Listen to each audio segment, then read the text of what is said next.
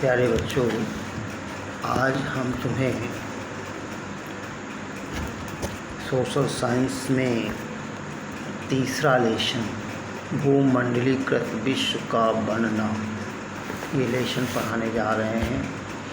भूमंडलीकृत का मतलब क्या होता है, पहले ये समझें। संपूर्ण विश्व को अर्थव्यवस्था के साथ, संपूर्ण विश्व को अर्थव्यवस्था का मतलब लेन देन धन संबंधी सारी व्यवस्था से जोड़ना, समस्त विश्व को जोड़ना व्यापारिक दृष्टि से कहते हैं, आर्थिक दृष्टि से भूमंडलीकृत कहलाता है। इसे वैश्वीकरण भी कहते हैं, या कह सकते हो संपूर्ण विश्व का व्यापारीकरण करना भी भूमंडलीकरण कहलाता है। ये वर्तमान समय में यह लेसन बहुत महत्वपूर्ण है। आज सभी देश एक दूसरे से जुड़ना चाहते हैं और जुड़ करके एक दूसरे की आवश्यकताओं और इच्छाओं को पूरा भी करना चाहते हैं। जैसा कि हमने अभी कहा, संपूर्ण विश्व को जोड़ना भूमंडलीकृत कहलाता है। संपूर्ण विश्व को जोड़ना, हर क्षेत्र क्यों जोड़ते हैं? आज हमारा जो मुख्य खाद्य पदार्थ है आलू,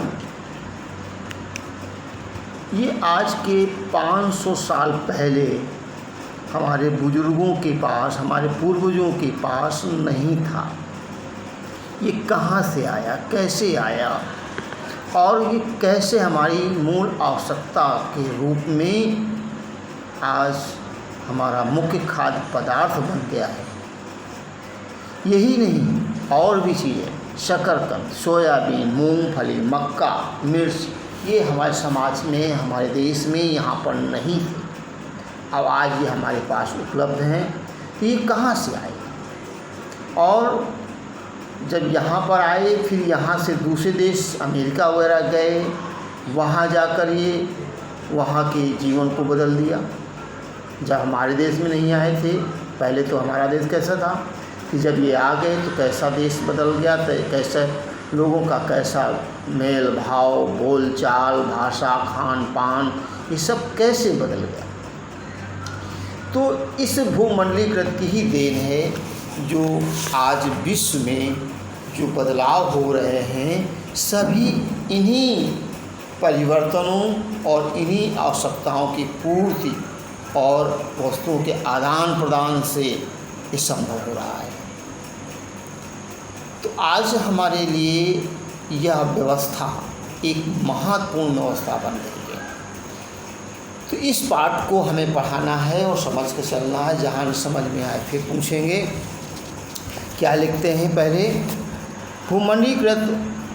भूमंडलीकृत विश्व या वैश्वीकरण स्थानीय या क्षेत्रीय वस्तुओं अथवा घटनाओं के विश्व स्तर का रूपांतरण की प्रक्रिया है। इसे एक ऐसी प्रक्रिया का वर्णन करने के लिए भी प्रयुक्त किया जा सकता है जिसके द्वारा पूरे विश्व के लोग मिलकर एक समाज बनाते हैं तथा एक साथ कार्य करते हैं। वस्तुतः यह प्रक्रिया आर्थिक, तकनीकी, सामाजिक, राजनीतिक शक्तियों का एक संयोजन है। यह बात भी सही है कि भूमंडलीकरण या वैश्वीकरण शब्द का प्रयोग प्रायः आर्थिक वैश्वीकरण के संदर्भ में ही किया जाता है। जैसे मैंने कहा ना, आर्थिक वैश्वीकरण मतलब व्यापारिक क्षेत्र में।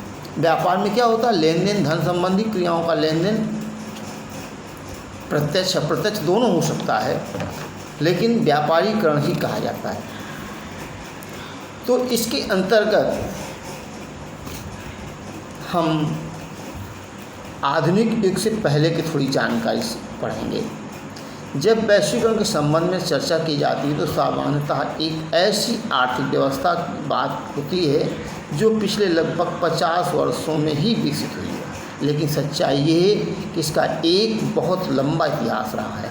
भूमंडलीकरण या वैश्वीकरण की प्रक्रिया के चिन्ह आधुनिक युग से पहले के समय से भी देखे जा सकते हैं। जब हमारा सिंधु घाटी सभ्यता का विकास हुआ था, तब विश्व के दूसरे भागों से आए पदार्थों व मुद्रा के संकेत हमारी सभ्यता में मिले हैं और हमारी सभ्यता के संकेत दूसरे देशों की सभ्यताओं में मिले हैं। इससे माना जा सकता है कि आज के 500 साल पहले या 5000 साल पहले भी भूमंडलीकृत या वैश्वीकरण की व्यवस्था विद्यमान थी। ये कोई नई व्यवस्था नहीं है, लेकिन फिर भी जानकारी के उद्देश्य से ये पाठ या इसके बारे में पढ़ाया जा रहा है। तो कहते हैं इस प्रक्रिया द्वारा मानव समाज की प्रक्रिया द्वारा मानव समाज के एक दूसरे के सन्निकट आया है। इसके द्वारा हमारा समाज, विश्व के लोग एक दूसरे से जुड़े हैं।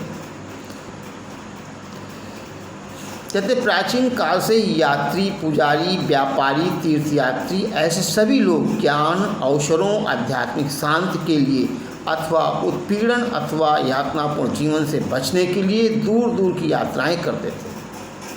ये लोग अपनी यात्रा में विभिन्न प्रकार की वस्तुएं, धन, वेशभूषा, मान्यताएं, कौशल, विचार, अधिकार और यहाँ तक कि बीमारियाँ एवं कीटाणु भी साथ लेकर चलते थे।